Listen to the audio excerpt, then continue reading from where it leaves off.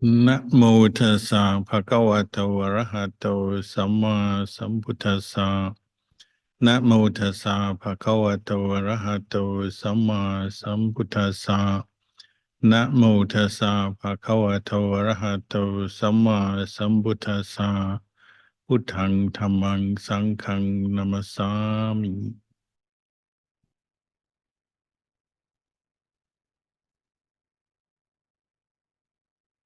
Blessings, good evening.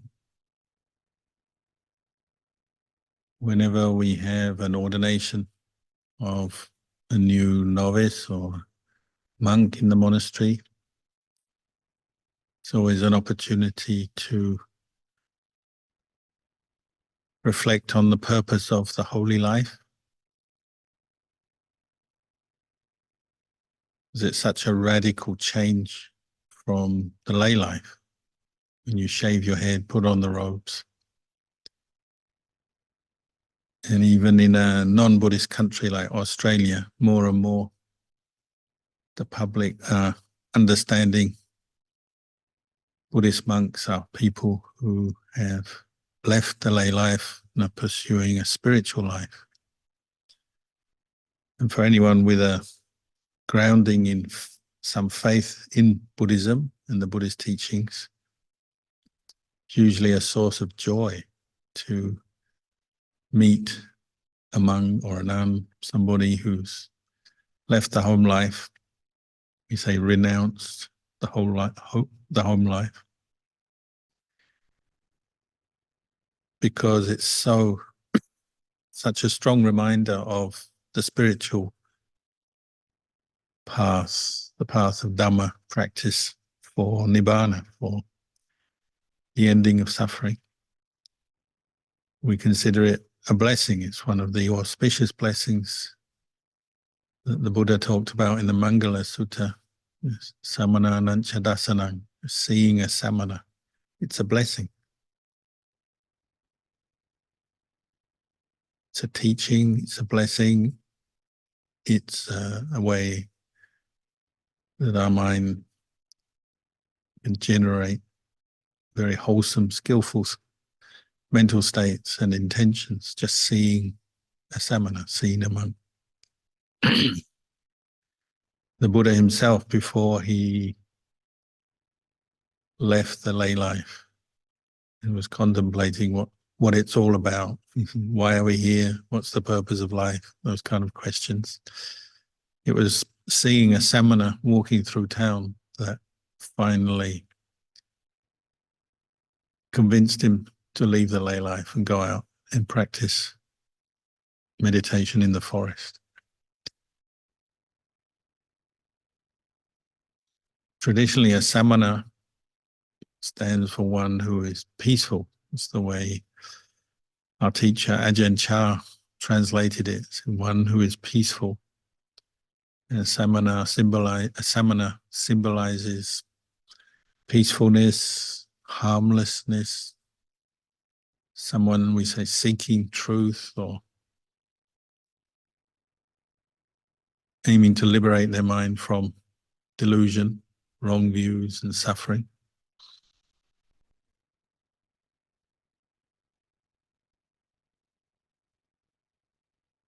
Sometimes just being out in public dressed like this as a monk kind of brings the Mara out in people. So sometimes our monks, when we go on Bindabata in the towns, you encounter many different people, and most of them are not Buddhists. So sometimes some people are a bit more abrasive or aggressive, negative towards monks, just testing them out.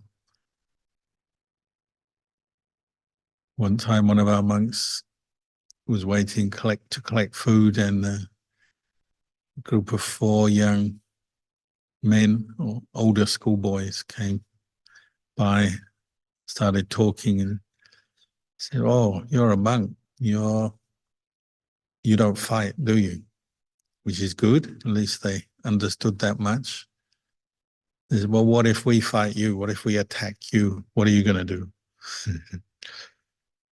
The monk said, well, I don't fight, so we'll have to see. But because he wasn't aggressive, he wasn't afraid, but he wasn't aggressive, the young men actually felt a little bit awkward and ashamed, and they didn't actually attack him or do anything. They walked off, realizing that they would probably be in more trouble than the monk if they attacked him.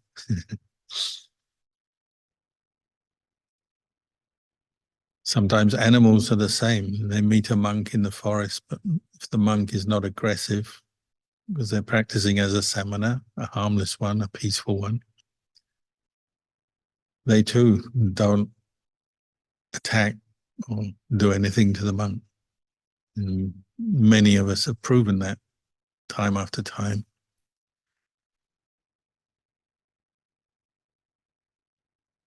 So a samana symbolizes peace, harmlessness, and that in itself is necessary in the world. We need those reminders because the nature of living in the world is one of competition and conflict.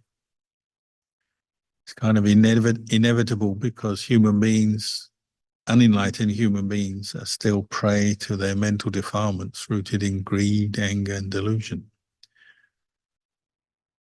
So unenlightened human beings living in this world, they all have a sense of self. Everyone wants to own things, have things, be comfortable, be rich, be famous, be successful, get power. And inevitably that leads them into conflict and competition with other people.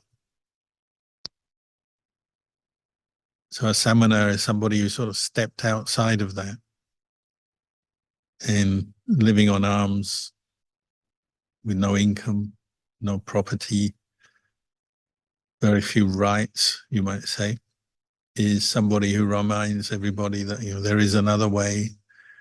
You might call it a higher way or the spiritual way, or the way of Dharma that leads towards Nibbana. Because the way of the defilements, rooted in greed, anger, and delusion, doesn't lead to Nibbana, doesn't lead to the end of suffering. It leads to more suffering. And this is what we're constantly finding out for ourselves and in watching other people and watching the world around us. Every day you're seeing that when people follow the defilements of greed, anger, and delusion and all their different modes, it doesn't lead to peace, doesn't lead to the end of suffering, it leads to more suffering. And that's why we do see wars and conflicts and jealousy and rage and misery of all kinds in the world.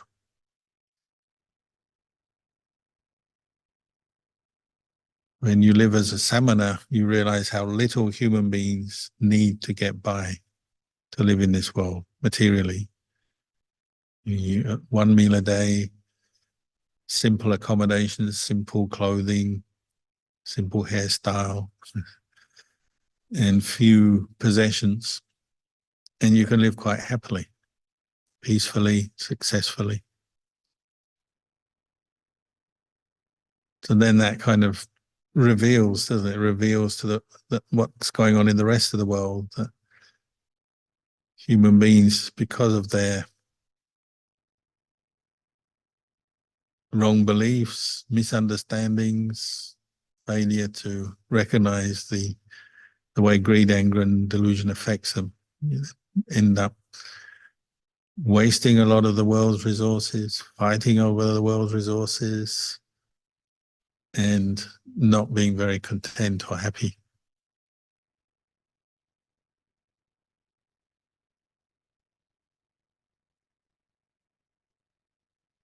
And it's just logical when you look at the mind, when you follow, say, greed. Greed is based on pleasure and the different kinds of pleasure, what we call sukha vedana, pleasant feeling we can experience in this life. But the kinds of pleasure, what we call sense pleasures, that people seek after and identify with, are never going to satisfy them. because they're temporary in their nature. The more you observe and practice meditation, the more you observe how feeling is we say it's a conditioned thing. It arises dependent on certain causes and conditions, and it passes away. So if you're forever chasing more pleasant feeling, you get tired and frustrated in the process, and you never get what you want. You're always disappointed because it doesn't last. So you have to keep finding more. And a large part of human behavior, you notice, is accepting. They may even grudgingly or half knowingly accept that fact that the pleasure that we can find in this world is temporary, but then they still want to pursue as much as they can, or at least have access to as much as they can, so they don't have to be bored for very long or disappointed for very long when the sense pleasures they've had fade. And we usually associate that with success. People who have lots of wealth, power, influence, fame and fortune, they have access to as much sense pleasure as they can possibly get. So we look at them and say successful. And on that level they are. But of course they're sacrificing a higher happiness by pursuing sense pleasures, maybe in the present lifetime, in the short term, and often with a lot of consequences for themselves and for others. Hence we get this problem with competition, conflict between people competing for the means to be materially wealthy, successful, happy, in one sense, but on a deeper, more profound sense, unhappy, discontent, even when people do attain a lot of wealth and power and influence and all the sort of worldly dhammas that we seek after. Even when people get them, they're still not satisfied. And they cause a lot of trouble in the meantime. And a huge amount of our human behavior is based around that. Looking for the quick fix, the quick happiness, the quick bit of pleasure, even if it means at the expense of someone else. But the samana is walking through the world, living in the world, reminding us, well, maybe there is something higher or better than this. That's an important role to play, an important thing to have in the world, a reminder. Otherwise, we would just be completely lost. We wouldn't see anything beyond the immediate seeking of sense pleasures on a daily basis and the means to obtain more on a daily basis, even the expense of others. And you notice the first rule for any Buddhist, not just a samana, one who's shaven their head and left the home life, but for anyone following the Buddhist path, you aim to take up the 5 precepts. And the first precept, panatipata, Veramani Sikkhapadang Samadhiyami, undertake to refrain from killing or even harming breathing living beings. That includes animals, even insects. You're abandoning that intention. And it's a training rule, and it's not always easy to keep, but it is you might say, the starting point of the Buddhist path, just that commitment to harmlessness wherever you are in the world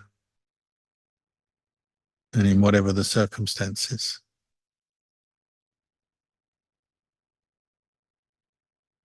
And the world would be a lot better off if people followed that simple guideline and stopped killing. In the first instance, stop killing each other in wars and through crime and other ways that people murder and kill each other.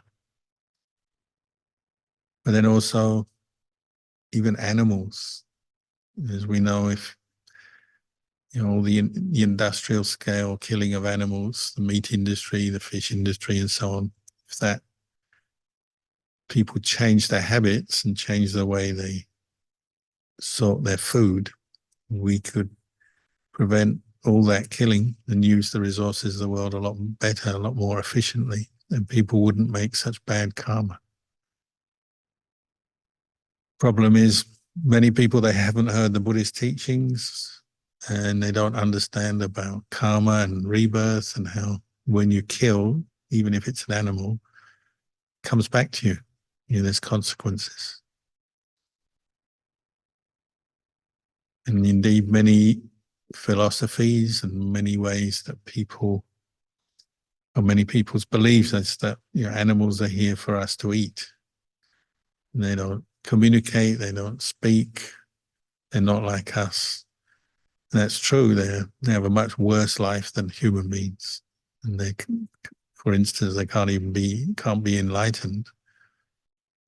But they still feel, and they're living, breathing animals that have consciousness. So all the animals we kill for food, they suffer when we kill them. Even before we kill them, just the way we raise animals, especially like factory farming and in different forms of industrial scale factory farming for the meat industry. Lots of suffering before they die and then when they die, obviously. But we don't see it. We have no idea of karma or haven't really reflected on it. We don't sense that, maybe until somebody perhaps has their own personal experience. And you hear that all the time. I often quote the Bangkok taxi driver who used to work in an abattoir. He said, I was in the taxi getting a lift somewhere, and he was telling me about his life, which is what people do when they meet monks. It's another part of the samanas role, is to hear people's life story. So you get used to that. So he was telling me his life story, how he started in a abattoir, killing cows every day.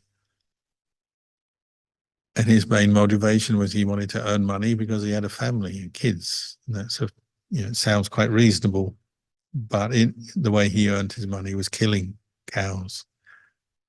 But over time, it gradually caught up with him, just seeing the suffering of cows prior to them being killed. They're full of fear. They're kind of depressed, moping around in the yard of the slaughterhouse. Then when they're killed, obviously they're in pain, and then they die. And over again, seeing that, he just reached a point where he couldn't do it anymore. That's why he ended up driving a taxi. But he said driving a taxi was a bit more uncertain in terms of income. It's not easy to drive a taxi. You never know when you're getting your next customer. But what he lost in income was made up for in contentment. He was happy to drive because he was doing a service for people in a way that didn't kill animals. And he reached a point where he actually turned to a charity, which in Thailand they have lots of, where they raise funds and purchase cattle from the slaughterhouse to stop them being killed, and then take them to farms where they can live out their old age and die of natural causes or die of old age rather than being slaughtered. And that obviously takes funds and organizations. So they have these charities that raise funds and then have volunteers, and they do that whole process of buying the cows, taking them to farms, looking after them. So he would do that in his spare time. That was his way, that he wanted to give something back to the cows, having killed many cows in the past.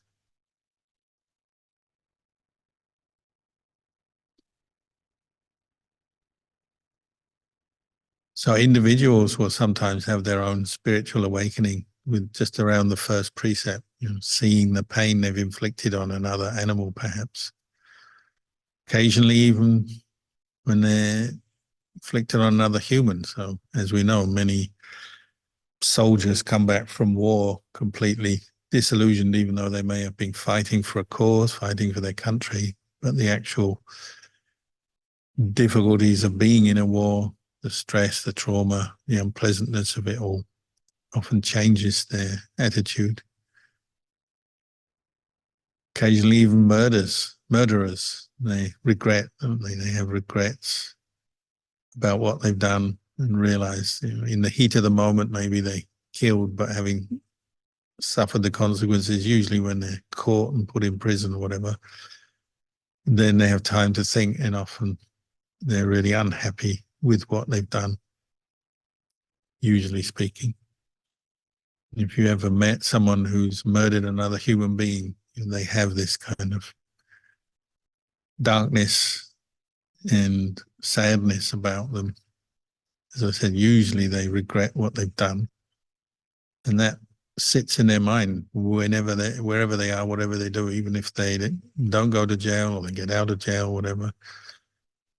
The sadness is just hanging in the back of their mind all the time, often mixed with a fear of the consequences, and maybe the person who they killed, their family or friends, will come and get them, or the government or police will come. But also just a sadness at having the memory of what they've done. It weighs down on the mind, it oppresses the mind.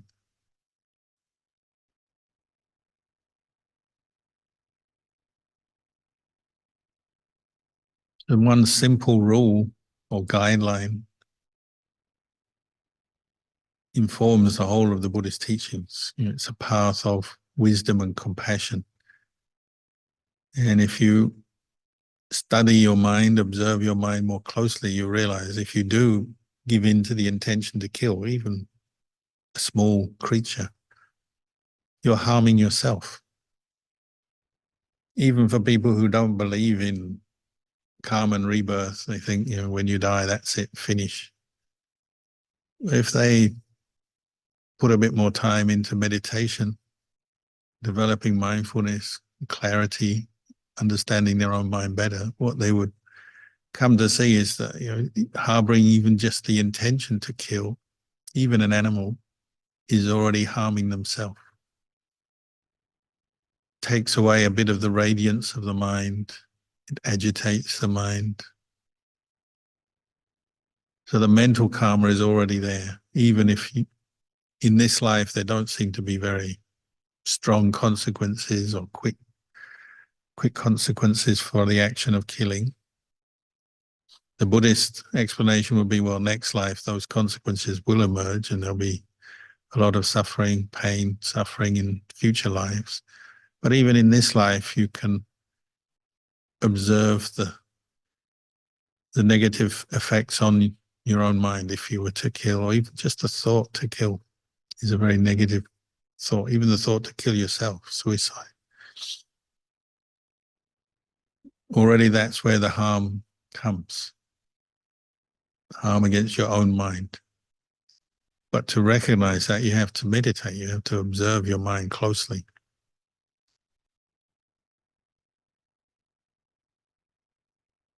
It's a simple truth that if in the world, if a lot of people, a lot more people meditated, we'd have a lot less conflict. Because as soon as you start meditating and observing how your anger comes up and how it affects you, and then the kind of results that come from anger and the intention to hurt, harm others, whether it's verbally or physically, when you observe that closely, then you want to stop. You want to give up. If you get people to meditate, it's very difficult to argue or fight afterwards. Not impossible, because of course they still have the roots of their anger, and there may be many injustices and issues still to be resolved in the world. But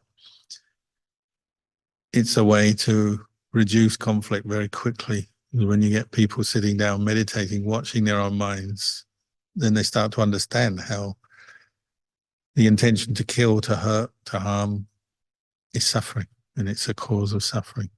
No way around it.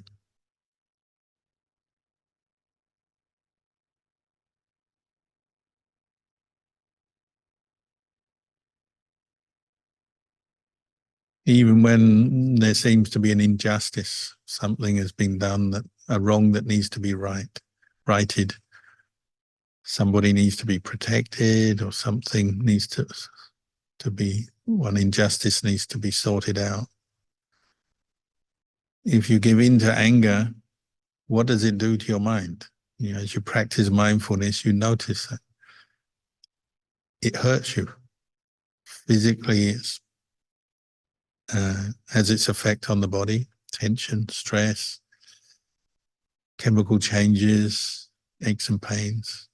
And mentally, the streams of thought, the images that come up, the streams of thought, the emotions you experience are very unpleasant. The worse, the more extreme the anger is, the worse it gets. And it's laying the causes for more anger. Every time you give in to one sort of anger, in whatever form, whether it's just a brief moment of irritation or more extreme rage, that's laying the causes for exactly the same thing to happen again. And often through repeated indulgence, or we say delighting in angry thoughts, negative thoughts, thoughts to harm others, then it will just reoccur more often and more intensely every time, little by little.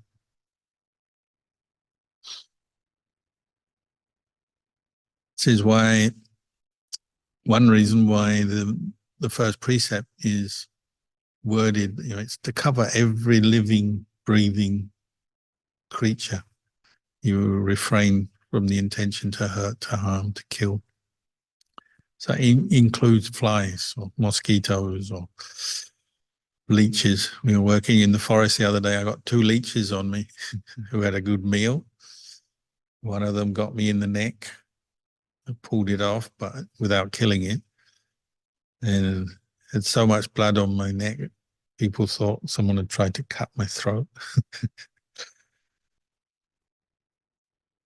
Even a little creature like that, you avoid intentionally killing. Why is that? The Buddha was encouraging us to see that if you have a precept, a guideline that covers everything, then it really roots out the causes of anger and the negative intentions surrounding anger, ill will, hatred. If you were to start picking and choosing, say, well, it's all right to kill animals for food, or animals that suck your blood, like leeches. It's all right to kill them, but we won't kill humans, say. That sounds quite reasonable, and probably many people in the world would agree with that. But you're still harboring certain intentions, aren't you, if you're allowing yourself or justifying killing under certain circumstances. So then it's very hard to purify your mind. And many of the rules of Buddhist monk, they cover everything in this way. You don't kill the small things as well as the big things.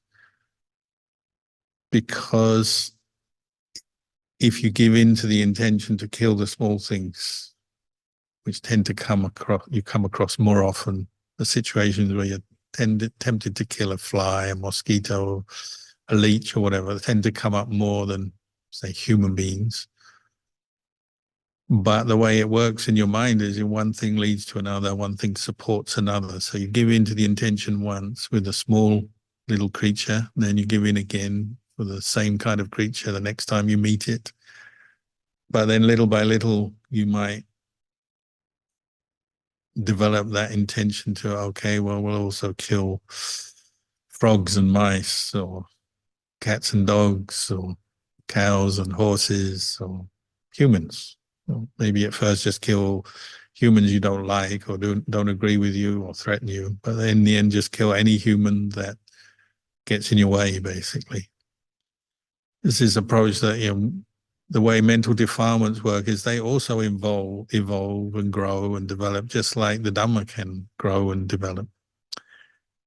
So where you start in a small way, harming or killing, then gradually you give in to that intention more and more, then it becomes more prevalent, comes up more often in your thinking, and you end up killing more and more often and bigger things, perhaps.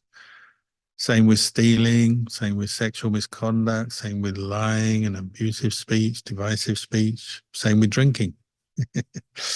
If you've ever gone out drinking or taking drugs, well, everyone knows the saying, one thing leads to another, one glass leads to another, one pill leads to another, and so on.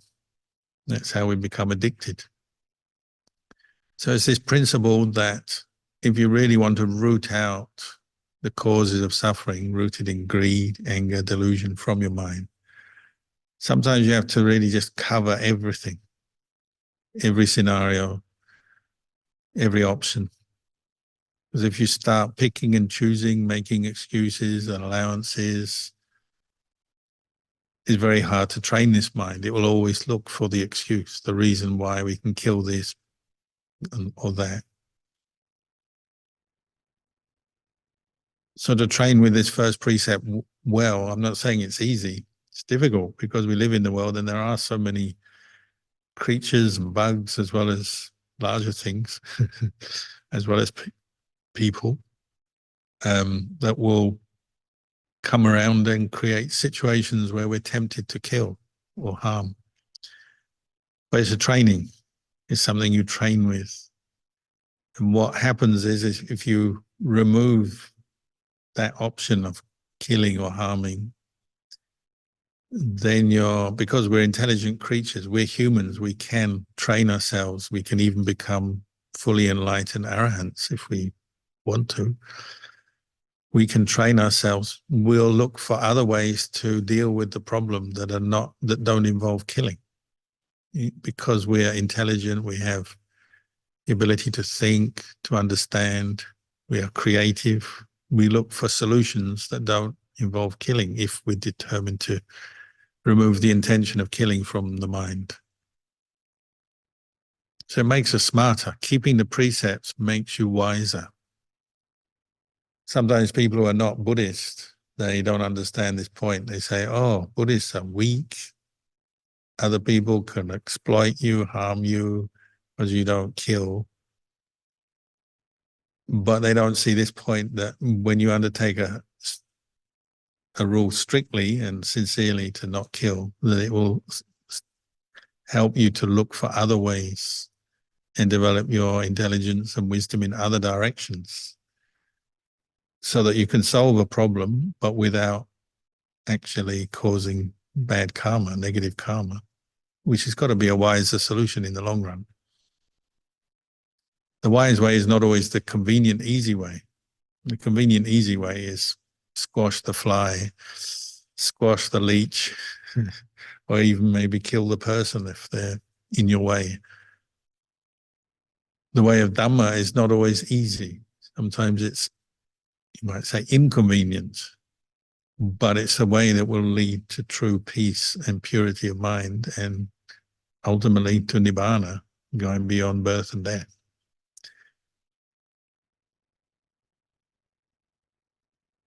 Ajahn Chah used to say it takes wisdom to see the value of keeping precepts. To keep precepts, you already have to have wisdom. Some people think, wisdom comes when you keep the precepts, after, but you already need some wisdom to see the value of keeping them. You see how they help you to discipline yourself, train yourself, improve yourself in different ways, and they lead on to many good things. Of course, if you keep the first precept, will lead on to the arising of kindness, compassion, patience, tolerance, all kinds of good qualities, and of course mindfulness, determination, effort to keep that precept.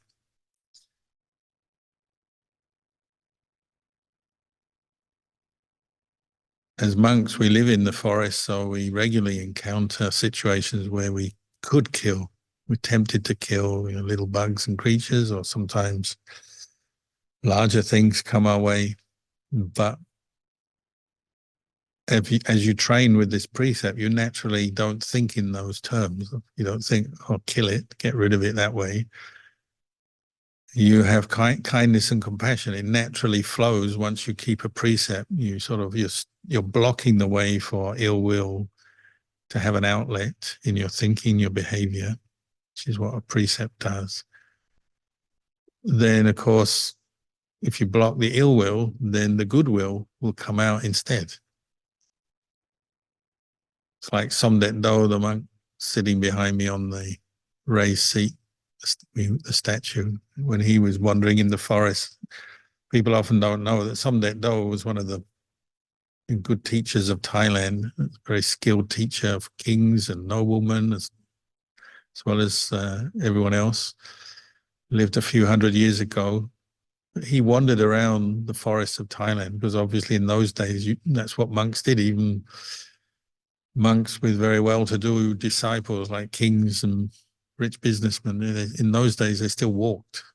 And walking meant going through forest areas, encountering all kinds of dangers and different situations, disease, wild animals, bandits. One time he was walking and he came across a deer stuck in a trap.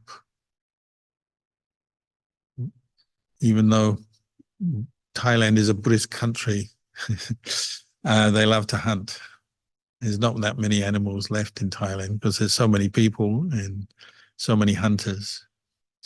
One of the ways they hunt is they put down traps that grab your leg for pigs, wild pigs, deer, and occasionally even monks get caught in them.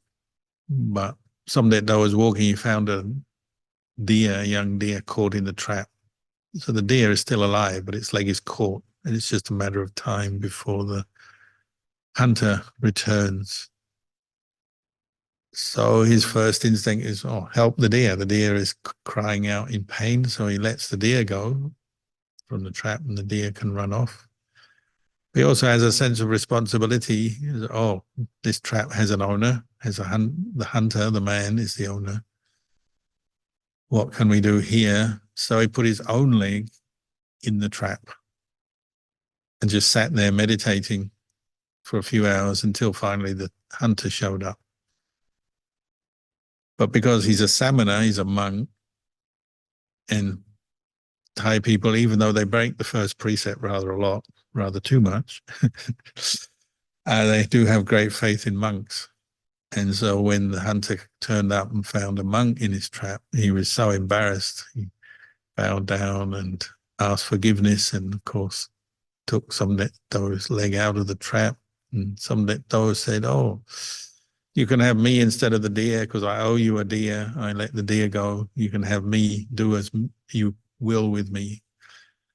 But he probably expected the man to not kill him and take him home and cook him. And he didn't. He let him go and apologized. But it's a natural result. If you abandon ill will through your actions and your speech, then goodwill will arise. It's just what's left. There's only two things in your mind, really, if you reduce it down. There's either goodwill or there's ill will. So if you reduce the ill will and remove it, goodwill is left. Same with speech. So if you give up being rude, insulting people, gossiping, setting people up against each other, abusing people and so on, well, what's left? Well, what's left is the good speech, the kind, gentle words, the honest words, the words that are conducive to harmony. If you give up the violent, aggressive behavior, then what's left is the kind, gentle, friendly behavior. It's just logical, isn't it? Of course, there'll be times when you're tested, and that's part of the training, isn't it? Because we're intelligent, we're better off than those animals that we like to kill and eat and take advantage of. But we're humans, we're intelligent, we can learn, we can practice the Dharma where they can't. So really, it's quite correct to have compassion for animals. But compassion doesn't mean to say you have to kill them. You can forgive them for their who they are, what they are, their limitations. And you can use situations where you're tempted to follow anger or the desire to hurt, harm. You can use those situations to train yourself to give up anger. And then once you've done it in that situation where you've been tempted to fight off a fly, a mosquito, a leech, which are the more obvious ones, or maybe a mouse, you don't give in to your anger, you don't kill them. And you grow from that in loving kindness and compassion. You use those situations to train yourself and develop yourself better as a human being, you might say. Same with people. When people are aggressive to us, rude to us, if you use it as a situation to train in sila, not to give in to the intention to argue, fight, be rude, insult, and so on. It may be hard because our words are so quick, our mouth is so loose and untrained that we easily can say something negative towards another person. But if you use it as a situation when you're tempted to do that, you use it as a situation to train yourself, then you grow. You grow in mindfulness, in determination, in kindness.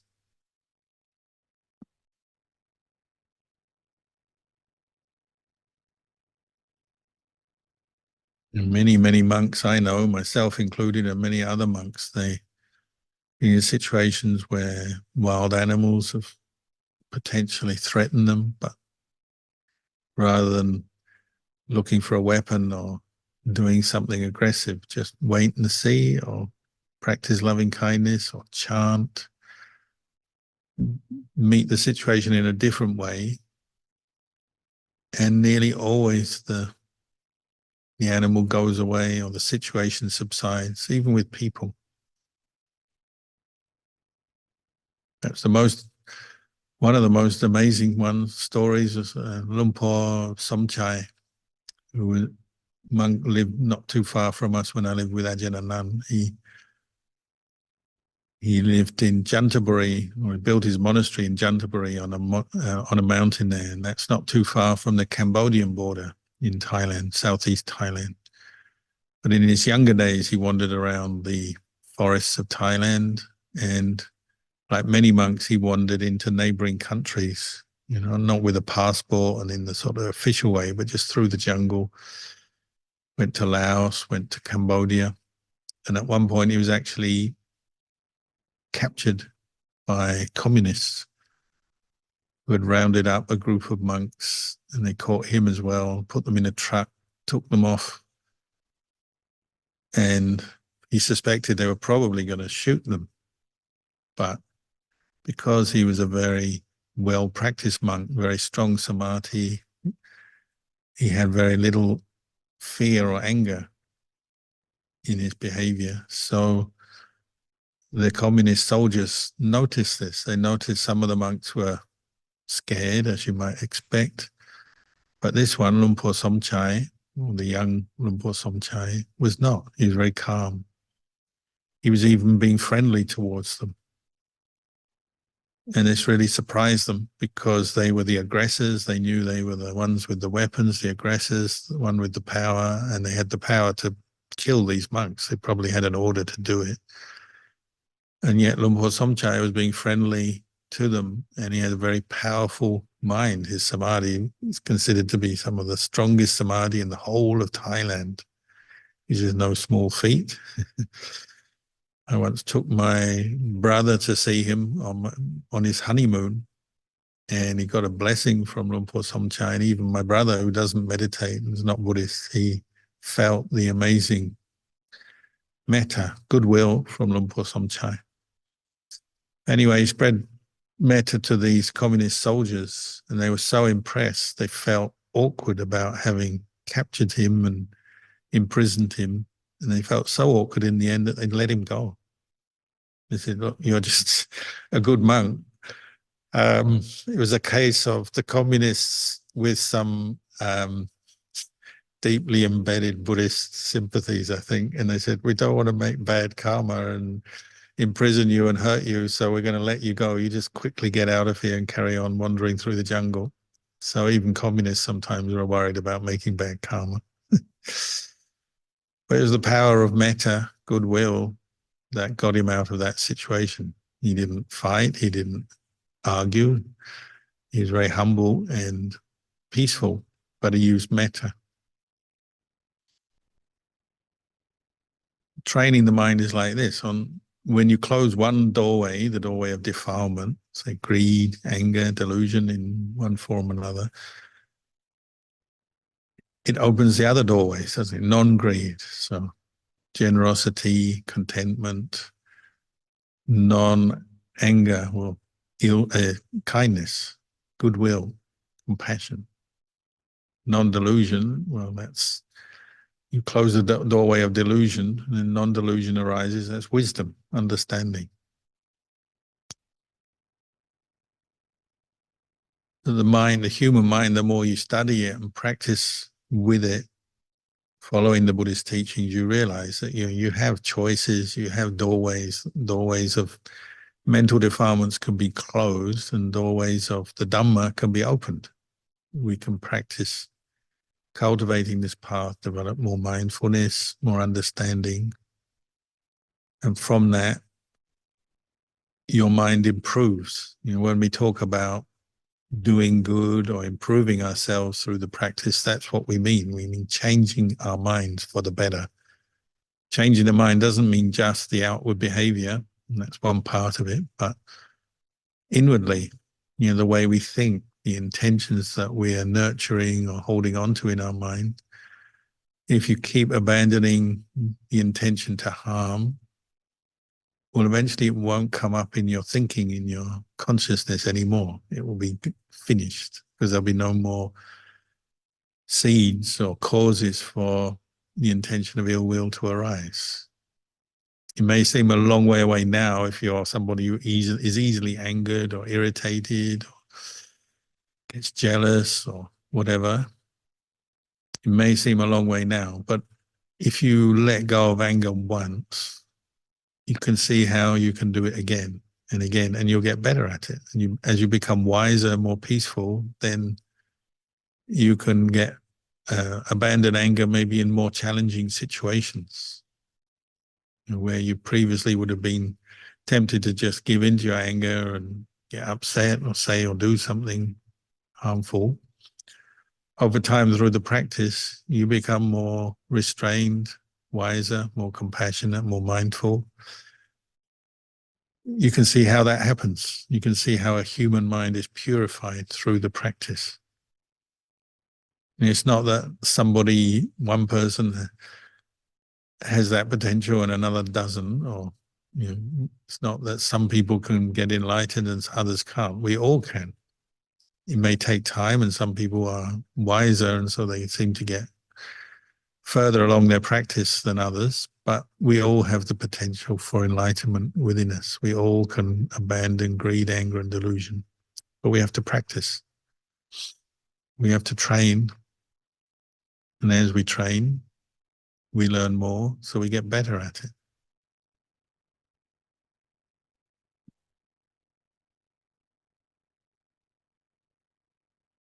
Maybe for tonight, I'll end the talk there, and afterwards there'll be a chance. If anyone has any questions, we can try to answer them. Andamayang Dhammakataya Sadhu Karang Dadamase Sadhu Sadhu Sadhu Anumodami